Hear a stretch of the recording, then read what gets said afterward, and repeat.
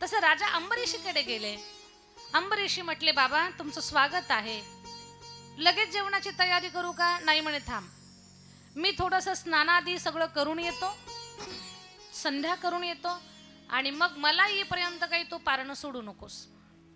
नाही बाबा, तुम्ही अतिथी आहात, तुम्हाला आल्याशिवाय पारणं सोडणार नाही. स्नानाला जे गेले तिकडेच जलसमाधी, समाधीत आहेत. द्वादशीचा मुहूर्त टळू लागला. दुर्वासा ऋषींच्या एवढे तपस्वी नाही, पण मनानं निर्मळ असणारे, भगवत उपासना करणारे गोर गरीब साधू संत देव ब्राह्मण वाट पाहत होते. राजाच्याकडे द्वादशीला मिष्टान्न मिळतं, पण आज उशीर का होतोय? कशामुळे उशीर होतोय?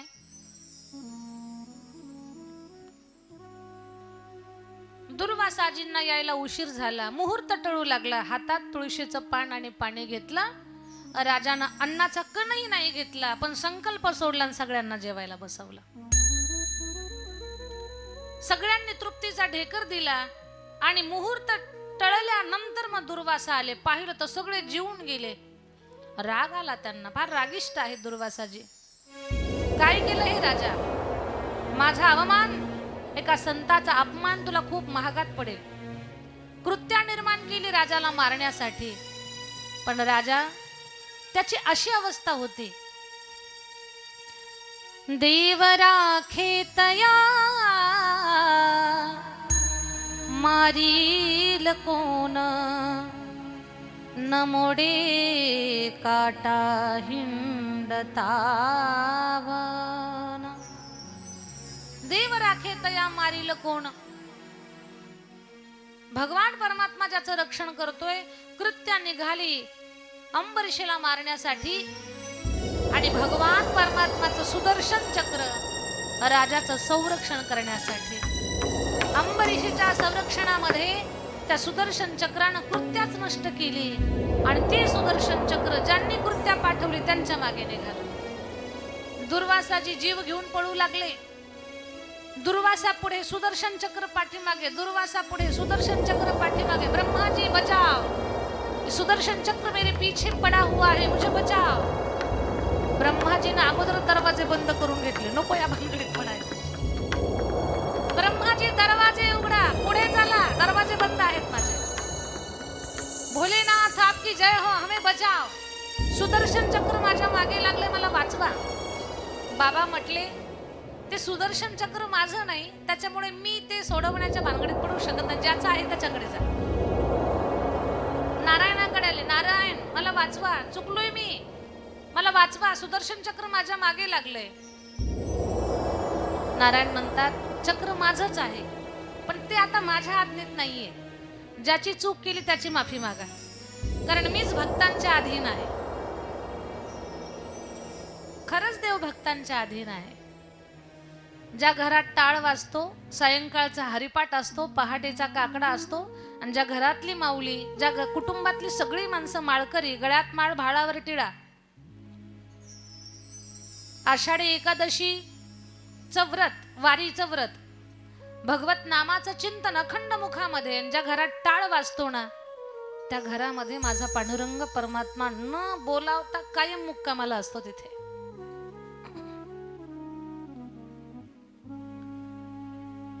या सुखा कारणे देव वेडावला, वैकुंठ सोडोनी संत सदनी राहिला.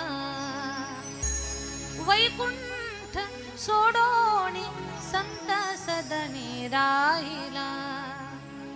भगवान परमात्मा स्वतः सांगतात, नाहं वसामि वैकुंठे योगिनां हृदयेरो मद्भक्त यत्र गायन्ति तत्र तिष्ठामि नारदा. मी विकल्या गेलोय कुठे? भक्तांच्याकडे. मी आता माझा नाही राहिलो, मी भक्तांच्याकडे विकल्या गेलोय.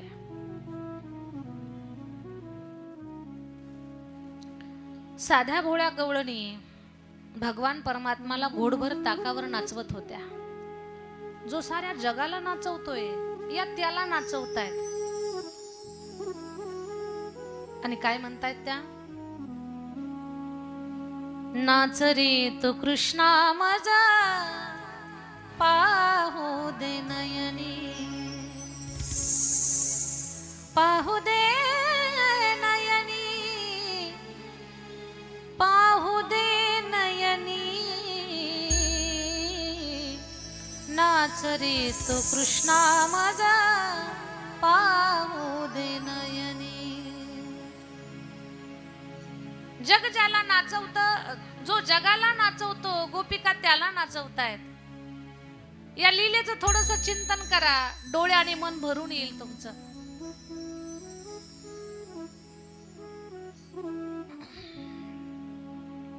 हा भगवान भक्तांना एवढा का भुललाय, तर भक्त सांगतात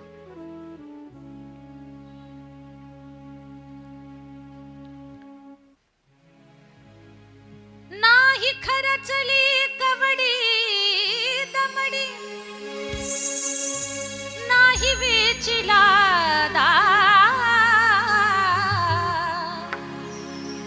नाही वेचिला विकत घेतला श्याम, बाई मी विकत घेतला श्याम, बाई मी विकत घेतला श्याम, बाई मी विकत घेतला श्याम, बाई मी विकत घेतला श्याम। नाही खरचली कवडी दमडी, नाही खरचली कवडी दमडी, नाही वेचिला नाही वेचिला विकत घेतला श्याम, बाई मी विकत घेतला श्याम, बाई मी विकत घेतला श्याम, बाई मी विकत घेतला श्याम, बाई मी विकत घेतला श्याम, बाई मी विकत घेतला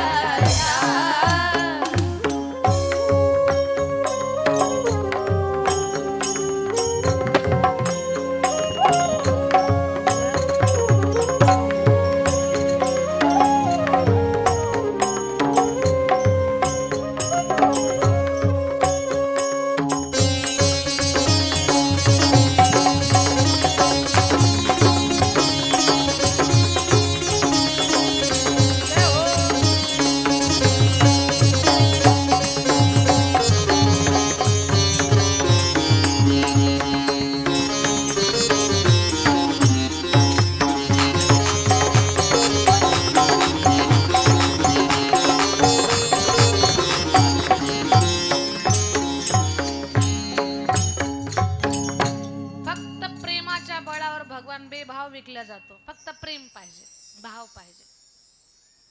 दुर्वासाजी, चक्र नाही मी थांबवू शकत, कारण मीच गहाणवट आहे माझ्या भक्ताकडे।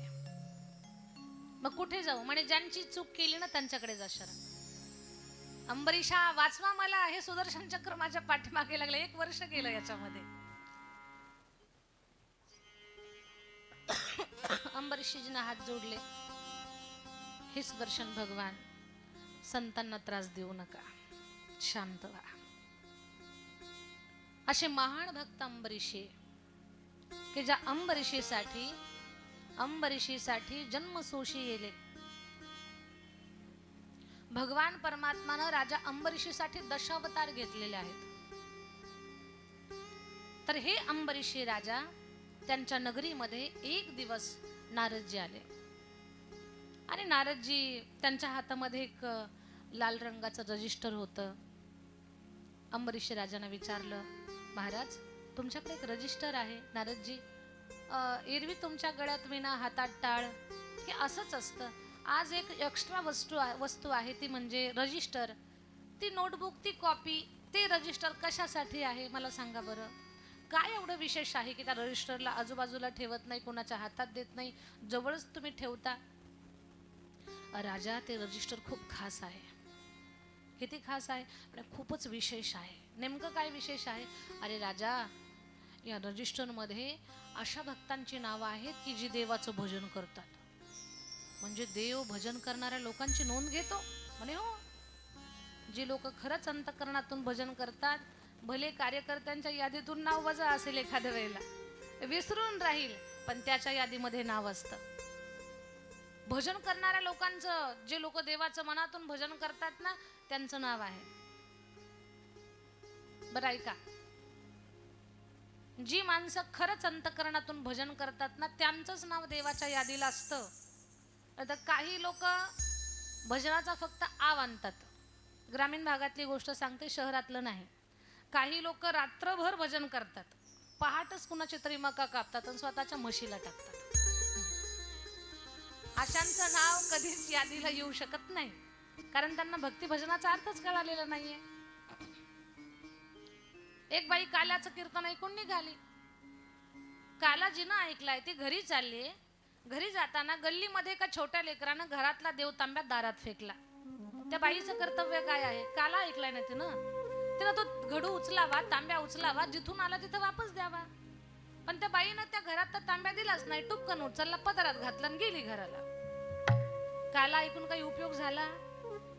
भक्ती सत्संग याचा अर्थ आहे परिवर्तन, अंतःकरणाची शुद्धता, बुद्धीची सात्विकता, मनाची निर्मळता. ही शुद्धता सात्विकता जोपर्यंत आपली वाढत नाही आणि खरी भक्ती निर्माण झाली ना, माणसं कोमल होतात. भले शरीरानं राठ असतील पण अंतःकरणानं दयाळू होतात. ते संतांचं लक्षणच आहे ते. मो मेना हुणी आम्ही विष्णुदास. त्यांचं अंतःकरण कोमल झालेलं असतं, दयाभाव अंतःकरणात निर्माण झालेला असतो. तर कोणाचंही नाव यादीला येणं एवढं सोपं नाहीये. जी लोक खरंच अंतःकरणातून भजन करतायत ना, त्या लोकांचं नाव या रजिस्टर मध्ये आहे. राजा अंबरीशीला उत्सुकता निर्माण झाली. म्हणे आपलं कुठं कोणा कोपऱ्यात आहे का पाहू आपण. बाबा रजिस्टर पाहायला देता का?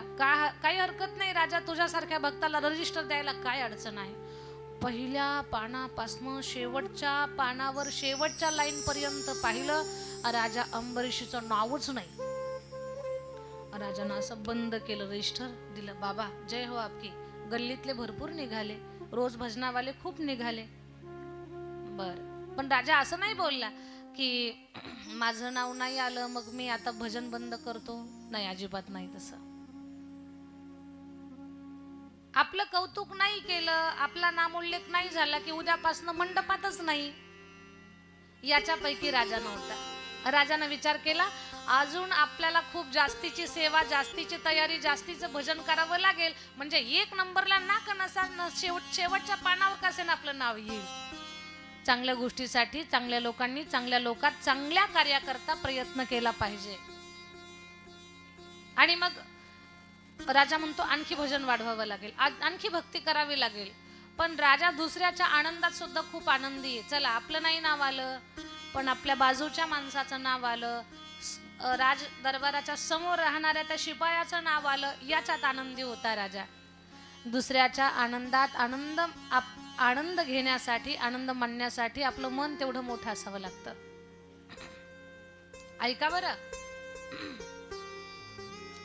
आणि मग काही दिवसांनी पुन्हा नारदजी आले. काही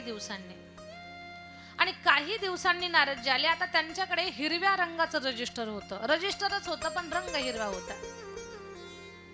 राजा अंबरीशी म्हणतो, गुरुदेव मागच्या वेळेला आले तेव्हा लाल रंगाचं रजिस्टर होतं, आता आलात आता हिरव्या रंगाचं रजिस्टर आहे, मग ते आणि हे रजिस्टर सारखंच का काही बदल आहे? म्हणे राजा, पहिलं जे रजिस्टर होतं त्या रजिस्टरमध्ये जी लोक देवाचं भजन करतात त्यांचं नाव होतं. आता रजिस्टर असं आहे, देव ज्यांचं भजन करतो त्यांची नावं याच्यात आहे. राजा म्हटला आता रजिस्टरला हातच नको लावायला. पहिल्याच यादीत आपलं नाव आलेलं नाहीये आणि यादीत आपलं नाव यावं याची फार उत्सुकता असते. लाडक्या बहिणीत नाव यावं, विहीर मंजूर झाली त्याच्यात नाव यावं, घरकुल मिळालं त्याच्यात नाव यावं, त्या रेशन कार्डच्या यादीत आपलं नाव यावं. कुठं ना कुठे माणसाला नाव शोधायची सवयच असते आणि माणसं फार प्रयत्नशील असतात, कोणत्या यादीत आपलं नाव यावंच. आता शहरात कुठल्या याद्या लागतात ते काही मला माहिती नाही. राजा म्हटला हातच नको लावायला, आता देव ज्यांचं भजन करतो तिकडे तर आपलं नावच येणे नाही. आणि मग तरी पण एक उत्सुकता असते मनामध्ये. राजा म्हटला नाका आपलं नसेना नाव, पण आजूबाजूचं जर एखादं असेल तर त्याचा सत्कार करू आपण. रजिस्टर घेतलं पाहायला, पण शेवटच्या पानापासून सुरुवात केली पाहायला. मागच्या पानावरनं जे पाहत पाहत पाहत पाहत राजा आला, पहिल्या पानावर पहिल्या क्रमांकाला राजा अंबरीशीचं नाव होतं. माझ्या ताईला राजाचे डोळे भरून आले, मन भरून आलं, अंतःकरण गहिवरून आलं. भगवंता तुझी किती विशेष कृपा आहे.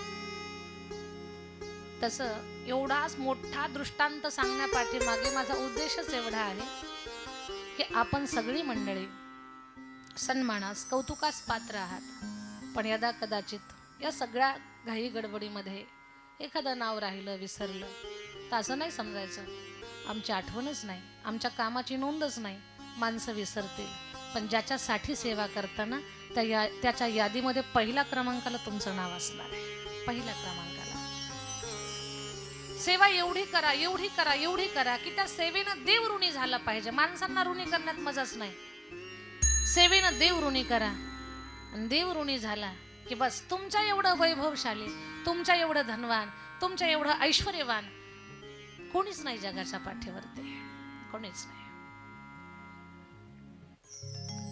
अशी सेवा करावी, असं नामजप करावा, असा भजन करावं, असा सत्संग करावा की माझ्या भोलेनाथानं तुम्ही शिवमंदिरातून पूजा करून जाण्याच्या अगोदर, तुम्ही कथा ऐकून जाण्याच्या अगोदर तुमच्या दारात उभं राहावं आणि देवानं तुम्हाला म्हणावं माझ्या लेकरा, माझ्या ताई, माझ्या बाई, सांग तुला काय पाहिजे मी देऊ. त्याच्यासाठी देवाला ऋणी करण्यासाठी अखंड त्याचं भजन, अखंड त्याची सेवा, प्रचंड विश्वास, दृढ श्रद्धा, या सगळ्या गोष्टी आपल्या अंतःकरणात निर्माण कशा होतील याच्यासाठी श्रद्धेनं शिवमहापुराण कथा श्रवण करा.